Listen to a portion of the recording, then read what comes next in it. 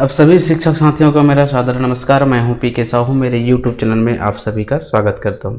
साथ ही ये जो वीडियो बन रहा है आपके सामने, ये भी हमारा सेकंड वीडियो है टेस्ट सीरीज के साथ। शिक्षक में 15 नंबर का क्वेश्चन विज्ञान से आते हैं, जिसमें से 9 नंबर का फिजिक्स से आते हैं, 2-3 नंबर जीव विज्ञान से आते हैं, वही 2-3 नंबर का जीव विज्ञान से आते हैं, एक कंप्यूटर से आते हैं। तो उसी का सीरीज हम आपके पास लेके चल रहे हैं। यदि अच्छा लगे तो लाइक कमेंट शेयर अवश्य करिएगा। तो चलिए शुरू करते हैं आज का वीडियो। पहला प्रश्न आपके सामने में रख रहा हूं। साथियों, पहला प्रश्न आपके सामने है, कोई बच्चा किसी शक्तिशाली फटाके जो दिख रहा है आपको, पहला प्रश्न आपके सामने रख रहा हूं। कोई बच्चा किसी शक्तिशाली फटाके के फटने के 4 सेकंड बाद किसी खड़ी चट्टान के कारण प्रतिध्वनि सुनता है। बच्चे से चट्टान की दूरी होगी। अब आपको यहाँ पे बताना है कि जो कोई बच्चा है वो बहुत बड़े फटाके को फोड़ रहे हैं, शक्तिशाली फटाके को फोड़ रहे हैं। मान लीजिए यहाँ पे उन्होंने तोड़ा, मान लीजिए उन्होंने यहाँ पे तोड़ा और यहाँ पे कोई क्या है, बड़ी खड़ी चट्टान है। तो यहाँ से जाने के पश्चात उसका प्रतिध्वनि उसको वापस सुनाई दिया 4 सेकंड में। मतलब 2 सेकंड जाने में लगा होगा और 2 सेकंड आने में लगा होगा। टोटल 4 सेकंड लगा होगा अनुमान लगाया जाए तो यहाँ पे हम देखेंगे कि ध्वनि की चाल सामान्य अवस्था में, ध्यान रखिएगा, ध्वनि की चाल जो है वायु में देखेंगे तो 332 मीटर प्रति सेकंड होता है। लेकिन 20 अंश सेल्सियस के अंतर्गत सामान्य चाल से देखे जाए, सामान्य स्थिति में देखे जाए तो ध्वनि की जो चाल होती है, ध्यान रखिएगा इसको, ध्वनि की जो चाल होती है सामान्य अवस्था में, है ना, वो 344 माना गया, 344 मीटर प्रति सेकंड। क्योंकि कितने सेकंड बाद सुनाई दे रहा है उसको, 4 सेकंड बाद। तो इसको हम 4 से हम क्या कर देंगे, मल्टीप्लाई कर देंगे। तो 4 चौक 16 हो जाएगा, 4 चौक 16 एक 17 हो जाएगा, 4 तिया 12 हो जाएगा, ठीक है, 12 एक 13 हो जाएगा। तो 1376 मीटर हो गया टोटल, 4 सेकंड में सुनाई दिया तो ये दूरी हो गया।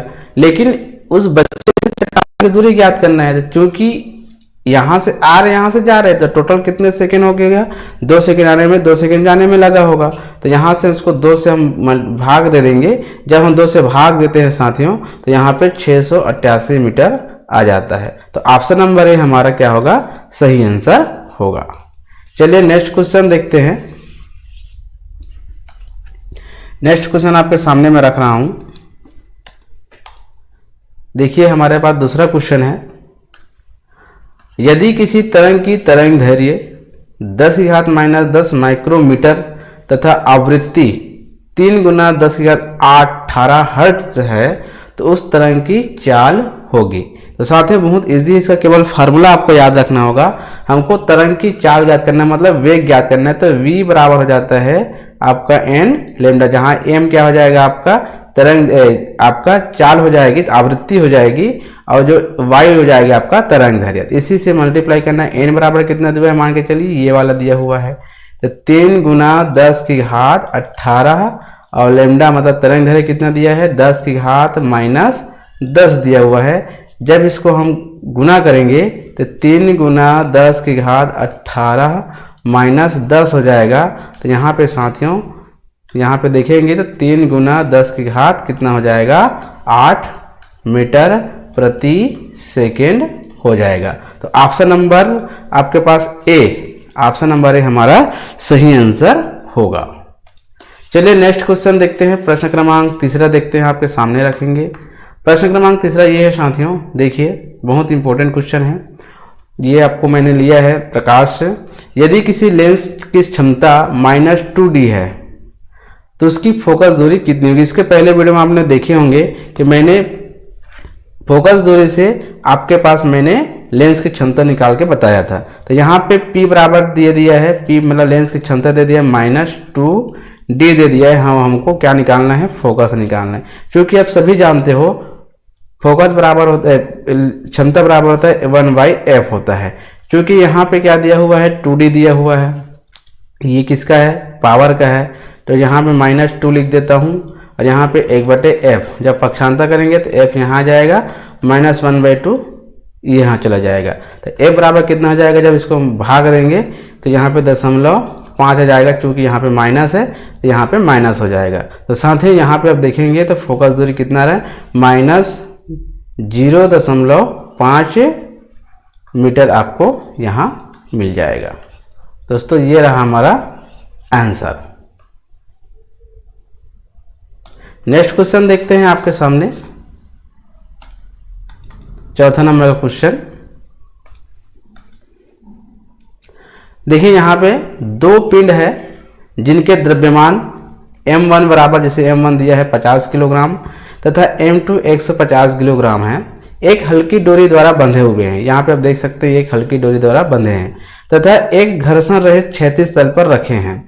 ये जो तल दिख रहा है वो क्षैतिज है, जो कि घर्षण, इसमें घर्षण ही नहीं है। m1 को बल F द्वारा खींचते हैं, ये m1 दिख रहा है आपको, इसको F1 द्वारा इधर खींचा जा रहा है। तो दोनों पिंडों में 5 मीटर प्रति सेकंड स्क्वायर का त्वरण उत्पन्न हो जाता है। तो F का मान होगा, बल का मान कितना होगा, इसका मान कितना है, इसका मान है साथियों 50 किलोग्राम, अब इसका कितना है 150 किलोग्राम। जब इसको इस प्रकार से खींचा जाता है तो दोनों के मध्य जो है 5 मीटर प्रति सेकंड के हिसाब से त्वरण लगता है। तो इसमें हमको ये जो खींचा जा रहा है इसका बल कितना लगा होगा, इनको हमको ज्ञात करना है। तो F बराबर क्या होता है, बल बराबर होता है ma, द्रव्यमान गुना त्वरण। तो m कितना है साथियों, दोनों को योग करना पड़ेगा। तो 50 और 150 कितना हो जाएगा यहाँ पे 200, और त्वरण कितना दिया है 5। तो इसको हम गुना कर देंगे तो 2 पंचे 10 और 2 जीरो लगा दीजिए, ये कितना हो जाएगा न्यूटन। बल को न्यूटन से दर्शाते हैं, तो 1000 न्यूटन लग जाएगा। तो यहाँ पे साथियों हमारे पास जो आंसर है ऑप्शन नंबर ए, ये हमारा सही आंसर होगा। बहुत इजी है। नेक्स्ट क्वेश्चन देखते हैं। नेक्स्ट क्वेश्चन हमारे पास 5वां नंबर क्वेश्चन देखिए। एक जहाज 56 किलोमीटर प्रति घंटा की चाल से चल रहा है, 1 सेकेंड बाद उसकी चाल 58 किलोमीटर प्रति घंटा हो जाती है। इसका त्वरण कितना होगा। यहां भी आप देखेंगे त्वरण ही निकालना पड़ेगा। तो यहां पे देखिए सबसे पहले त्वरण का मतलब क्या होता है, त्वरण होता है साथियों वेग में परिवर्तन की दर को त्वरण कहते हैं। वेग में परिवर्तन की दर मतलब, वेग में परिवर्तन की दर मतलब क्या हो जाएगा, यहाँ पे समय हो जाएगा। तो सबसे पहले हम क्या निकालना है, वेग में परिवर्तन निकालना है। तो वेग में परिवर्तन यहाँ निकाल देते हैं 56 और 58। पहले 56 था, उसके बाद 58 हुआ। तो वेग में परिवर्तन कितने किलोमीटर का परिवर्तन हुआ, तो यहाँ पे देखेंगे 2 किलोमीटर प्रति घंटा के हिसाब से क्या हुआ, परिवर्तन हुआ। क्योंकि हमको निकालना कितना मीटर प्रति सेकेंड में, तो निकालना है तो 2 गुना कितना हो जाएगा साथियों, यहाँ पे 5/18 हो जाएगा। यदि इसको मीटर प्रति सेकेंड में कन्वर्ट करना है तो 5/18 से भाग देना। तो 2 नया कितना हो जाएगा 18, तो 5/9 मीटर प्रति सेकेंड यहाँ पे आ रहा है। क्योंकि हमको त्वरण वेग में परिवर्तन की दर को निकालना है, तो त्वरण हमको निकालना होगा। तो त्वरण के लिए क्या करना पड़ेगा, वेग में परिवर्तन कितना हो रहा है 5/9, समय कितना है प्रति सेकेंड। तो त्वरण तो साथ ही यहाँ पे निकालेंगे तो ज्यों करते हो जाएगा, एक ऊपर चला जाएगा तो 5/9 आएगा मीटर प्रति सेकेंड का स्क्वायर हो जाएगा। तो ऑप्शन नंबर सी 5/9 मीटर प्रति सेकेंड का स्क्वायर हमारे पास निकल के आ जाएगा। नेक्स्ट क्वेश्चन हम देखते हैं।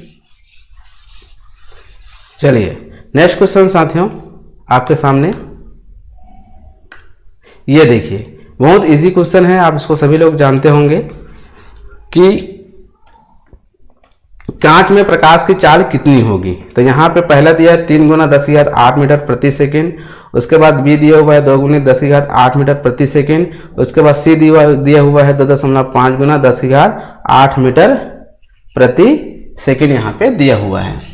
तो साथ ही ये जो दिया है ये है आपका वायु निर्वात का है। निर्वात में 3 गुना 10⁸ मिनट प्रति सेकेंड के हिसाब से चलता है। और प्रकाश की चाल जो है कांच में, कांच की बात करेंगे तो कांच में साथियों 2 गुना 10⁸ मीटर प्रति सेकेंड के हिसाब से चलता है। और ये जो दिख रहा है साथियों ये जल का है और ये कांच का है। तो ऑप्शन नंबर कौन सा हो जाएगा हमारा, बी हमारा सही आंसर होगा, 2 गुना 10⁸ मीटर प्रति सेकेंड। चलिए नेक्स्ट क्वेश्चन देखते हैं। नेक्स्ट क्वेश्चन देखिए साथियों, ये भी बहुत ही इंपॉर्टेंट है, बार बार प्रश्न पूछे जाते हैं ऐसा। वर्षा की बूंद किसके कारण गोल होती है। तो इसको तो आप सभी बता देंगे क्योंकि इसके आंसर हमेशा पूछे जाते हैं और प्रश्न हमेशा पूछे जाते हैं। आंसर क्या होगा आपका पृष्ठ तनाव के कारण वर्षा के बूंद गोल होते हैं। नेक्स्ट क्वेश्चन देखते हैं। नेक्स्ट क्वेश्चन है हमारे पास, निम्न में से किस तरंग की तरंग दैर्घ्य सबसे कम होती है? किसकी तरंग दैर्घ्य सबसे कम होगी यहाँ पे? तो यहाँ पे साथ में क्या क्या दिया हुआ है? पराशरवृत्त दिया हुआ है, रेडियो दिया हुआ है, एक्स किरणें दिए हुए, प्रकाश तरंगे हुए हैं। तो देखिए साथी, यहाँ पे हम देखेंगे तो एक्स किरणें का जो तरंग दैर्घ्य एंगस्ट्रॉम में देखें तो 0.1 से 150 एंगस्ट्रॉम तक का होता है, मतलब काफी इसके हिसाब से देखें। प्रकाश तरंग के देखेंगे साथियों तो प्रकाश तरंग जो होती है 39,3900 एंगस्ट्रॉम से यहाँ पे 7,800 एंगस्ट्रॉम तक का होता है। और रेडियो तरंग के बारे में देखें तो 3 गुना 10 की घात 9 से आपके 3 गुना 10 की घात 14 तक की होती है, एंगस्ट्रॉम होती है। तो यहाँ पे देखिए इसके परशर ये बहुत कम होता है ना। इसका लगभग 10 सेंटीमीटर से लगभग -4 सेंटीमीटर तक के होता है। लगभग देखा जाए तो 1 एंगस्ट्रॉम से भी कम लगभग देखा जा सकता है इसको। तो प्रश्रव्य तरंगे की जो तरंग दैर्घ्य सबसे कम होती है, और यहाँ पे इसके हिसाब से देखें तो 3 गुना 10 की घात 9 ये रेडियो का सबसे ज्यादा है।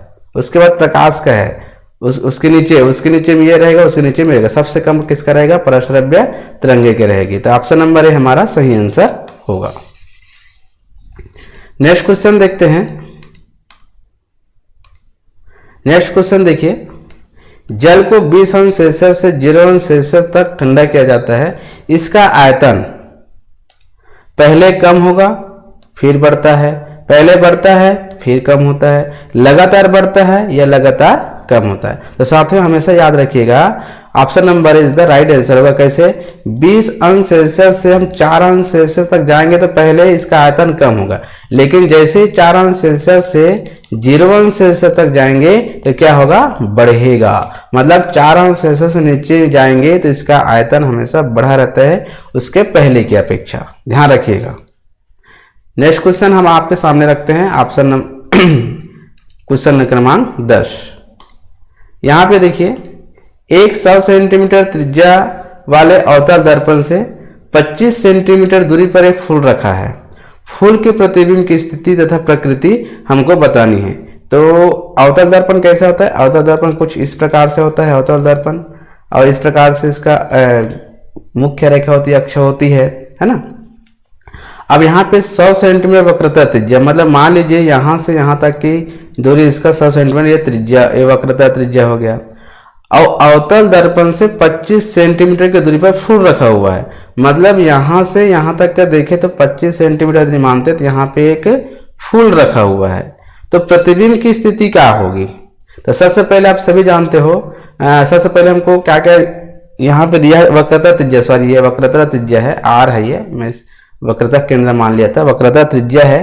तो आर बराबर क्या होता है? आप सभी जानते हैं F/2। वक्रता सॉरी F बराबर क्या होती है? 1 मिनट।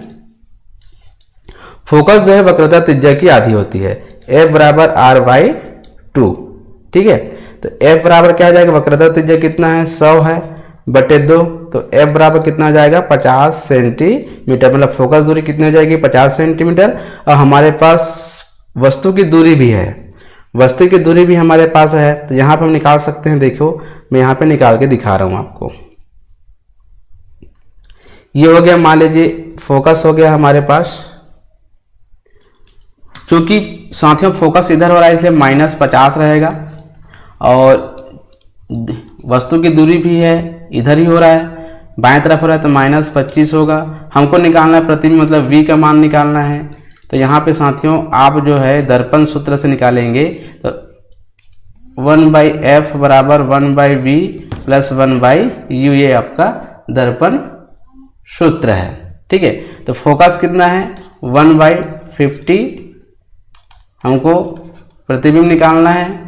तो यहाँ पे कितना हो जाएगा? माइनस हो जाएगा, और 1/U मतलब 1/ यहाँ प्लस है तो यहाँ पे क्या हो जाएगा? यहाँ पे माइनस 1/25 हो जाएगा, ठीक है। अब इसको हम इसको पक्षांतर कर देते हैं या इसको इधर लेके आ जाते हैं। तो यहाँ पे क्या हो जाएगा? आप देखेंगे यहाँ पे माइनस है साथियों ना, माइनस है यहाँ पे, तो ये क्या हो जाएगा? दोनों माइनस में हो जाएगा। तो यहाँ पे बना देता हूँ मैं 1/50, ये प्लस और माइनस माइनस हो जाएगा, तो इधर आएगा तो क्या हो जाएगा, प्लस में हो जाएगा 125, 1/b हो जाएगा।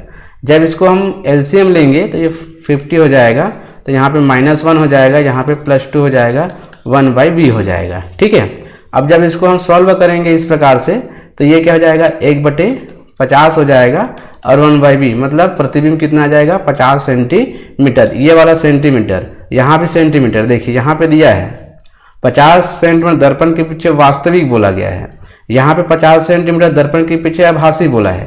चूंकि ये प्लस में है, धनात्मक है, तो धनात्मक मतलब कहाँ बनेगा, इधर बनेगा। इधर बनेगा मतलब कि वास्तविक नहीं होता, वास्तविक इधर होगा, तो ये वास्तविक नहीं बन के क्या बनेगा, आभासी बनेगा। तो ऑप्शन नंबर जो ए हमारा सही आंसर होगा, ये वाला हमारा सही आंसर होगा। तो दोस्तों उसके बाद हम देखते हैं ये नेक्स्ट क्वेश्चन देखते हैं आपके सामने 11 नंबर का क्वेश्चन। ये देखिए, ये 11 ताप बढ़ाने पर आयनन की मात्रा, जो ताप बढ़ाते हैं तो कोई भी आयनन की मात्रा में क्या होती है, तो यहाँ पे दिया है बढ़ती है, घटती है, कोई प्रभाव नहीं पड़ता है, शून्य हो जाती है। तो ध्यान रखिएगा, ताप बढ़ाने से हमेशा आयनन की मात्रा क्या होती है, बढ़ती है। तो हमारा ए हमारा सही आंसर होगा। नेक्स्ट क्वेश्चन देखते हैं। यहाँ पे देखिए, एक आदर्श ईंधन की विशेषता है, तो यहाँ पे निम्न कैलोरी मान, उच्च कैलोरी मान, उच्च ज्वलन ताप और पर्याप्त बचे अवशेष। तो साथियों याद रखिएगा, एक आदर्श ईंधन की विशेषता क्या है, उच्च कैलोरी मान होता है, निम्न ज्वलन ताप होता है और शून्य अवशेष होता है। ठीक है, तो यहाँ पे पर्याप्त बचे अवशेष दिया है, मतलब रॉन्ग हो गया। निम्न ज्वलन ताप गलत हो गया, और ये भी निम्न नहीं हो सकता, तो क्या होगा हमारा ऑप्शन नंबर बी हमारा सही आंसर होगा, उच्च कैलोरी मान। नेक्स्ट क्वेश्चन देखते हैं 13 नंबर का। विटामिन सी का अच्छा स्रोत है, यहाँ पे दिया है आलू, शकरकंद, लहसुन और हरी मिर्च। तो साथ ही इसका आंसर क्या आ जाएगा, ऑप्शन नंबर डी जो है वो विटामिन सी का अच्छा स्रोत माना जाता है। नेक्स्ट क्वेश्चन देखते हैं।